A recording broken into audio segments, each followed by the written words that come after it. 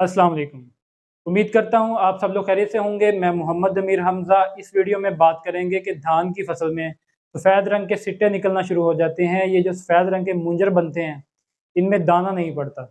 इसकी वजूहात क्या हैं और इसका हल क्या होगा? तो वीडियो में आगे बढ़ने से पहले मैं आपसे गुज़ारिश करूँगा कि अगर आप इस चैनल पर नए हैं, तो इस चैनल को सब्सक्राइब कर दें ताकि आपको आने वाली मज़ीद वीडियोज़ भी वक़्त पर मिलती रहें।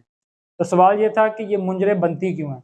तो इसकी 3-4 वजूहात हैं। सबसे पहली और बड़ी वजह तो बकायनी की बीमारी होती है। जिस फसल पर भी इसका हमला होगा, वहाँ पर आपको सफ़ेद रंग के मुंजर निकलते नज़र आएँगे। दूसरी वजह बोरर का अटैक भी हो सकता है। अगर फसल में बोरर का अटैक होगा, तो जिस पौधे पर बोरर का अटैक होगा, वहाँ पर आपको सफ़ेद रंग की मुंजर नज़र आएगी।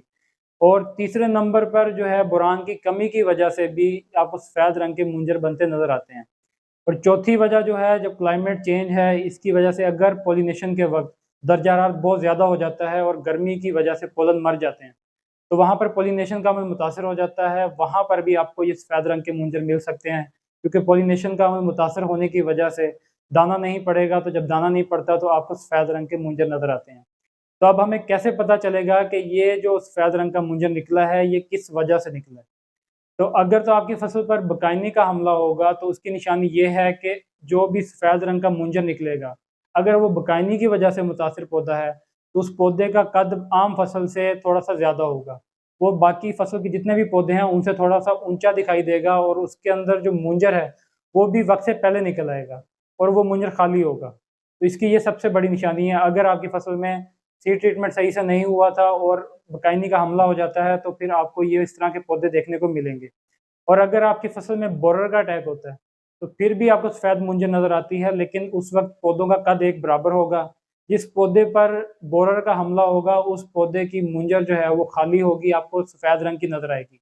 बाकी मुंजर जो है उसका कलर मुख्तलिफ होगा, लेकिन जो आपकी मुंजर खाली होगी, उसका रंग आपको सफ़ेद नज़र आएगा।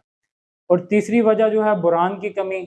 अगर तो फसल में बोरान की कमी होगी, तो फिर उसकी सबसे बड़ी निशानी ये है कि जहाँ पर भी आपको सफ़ेद रंग का मुंजर नज़र आएगा, वो आधा तो उसके अंदर दाने होंगे, लेकिन धूप वाली सिमत है, उसमें आपको मुंजर खाली नज़र आएगा।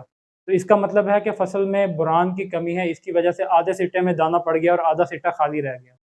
और अगर गर्मी की शिद्दत की वजह से होता है, तो वहाँ पर अगर बहुत ज़्यादा गर्मी की शिद्दत बढ़ जाती है और पोलन मरना शुरू हो जाए, तब भी आपको ये मसला नज़र आता है। तो अब इसका हल क्या होगा? इसका हल यही है कि अगर बकायनी की वजह से है, तो वो जब बकायनी आ जाए, उसके बाद इसका कोई ख़ास हल नहीं है। इसका सबसे बेहतरीन हल यही है कि जब आप बीज की बिजाई करने लगें, जब आप पनीरी लगाते हैं, उस वक़्त आप बीज को अच्छी तरह से ट्रीट कर लें। और जो बोरर का हमला है, इसको रोका जा सकता है। इसको रोकने के लिए आप एक तो 20 दिन की फसल पर दानेदार ज़हर का इस्तेमाल करें। इसी तरह फिर जब आपकी फसल गोब पर आने वाली हो, उससे 8 से 10 दिन पहले दोबारा से दानेदार ज़हर का इस्तेमाल करेंगे, तो उससे आपकी फसल इन कीड़ों के हमले से महफूज़ रहेगी। दानेदार जैसे कि वेटाको है, फर्टेरा है, या कोई मोनोमीहाइपो और क्लोरेंट्रानिलीप्रोल वाले ज़हर आ रहे हैं, या कार्टेप और फिप्रोनिल का मिक्सचर भी मिल रहा है। तो इस तरह के जो ज़हर हैं, इनके अच्छे रिज़ल्ट हैं। आप इनको इस्तेमाल कर सकते हैं। और अगर बोरान की कमी की वजह से है, तो फिर जब आपकी फसल गोब पर आने वाली हो, गोब पर आने से 5 से 10 दिन पहले आपने फसल पर बोरान का स्प्रे कर देना है, या फसल में बोरान जो है ज़मीन की तैयारी में भी दे सकते हैं। अगर आपने ज़मीन की तैयारी में नहीं दी थी, तो फिर आपने 10 दिन पहले जब गोब आने वाला हो, उस वक़्त बोरान का स्प्रे कर दें, ताकि ये कमी पूरी हो जाए और हमें इस तरह के मसाइल का सामना ना करना पड़े।